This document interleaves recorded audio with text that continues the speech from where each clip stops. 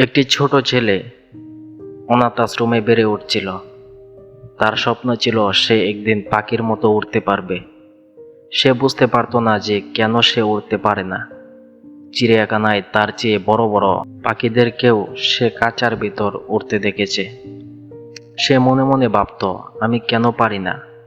আমার কি তাহলে কোনো সমস্যা আছে? আরেকটি ছোট ছেলে ছিল যে পায়ের সমস্যার জন্য ঠিকমতো হাঁটতে পারত না।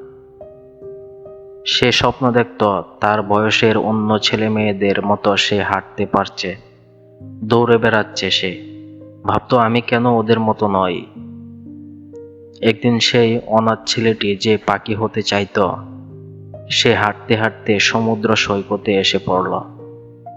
সেখানে সে দেখল যে পঙ্গু ছেলেটি বালিতে বসে খেলছে, বালি দিয়ে বাড়ি ঘর বানাচ্ছে, পাখি বানাচ্ছে। তাকে পাখি বানাতে দেখে সে তার কাছে গিয়ে জিজ্ঞেস করল, তুমিও কি পাখির মতো আকাশে উড়ার স্বপ্ন দেখো?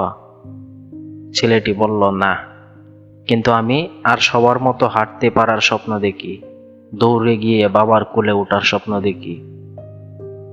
তার কথা শুনে ছেলেটি খুব কষ্ট পেল। সে বলল, আমরা কি বন্ধু হতে পারি? তখন সেই ছেলেটি বলল, অবশ্যই আমরা বন্ধু হতে পারি। এরপর তারা দুইজন মিলে প্রায় ঘন্টাখানেক খেলল। তারা মাটির প্রাসাদ বানালো, পাখি বানালো, দুইজন মিলে অদ্ভুত অদ্ভুত শব্দ করলো।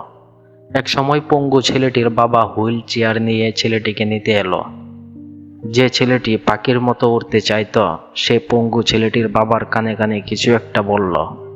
উত্তরে তিনি বললেন, ঠিক আছে, আমার কোনো আপত্তি নেই।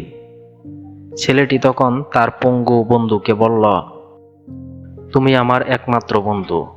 আমি যদি কিছু করতে পারতাম যাতে তুমি আর সবার মতো হাঁটতে আর দৌড়াতে পারতে, তাহলে আমি খুব খুশি হতাম। কিন্তু আমি তো তা পারি না। কিন্তু আমি কিছু একটা করতে চাই।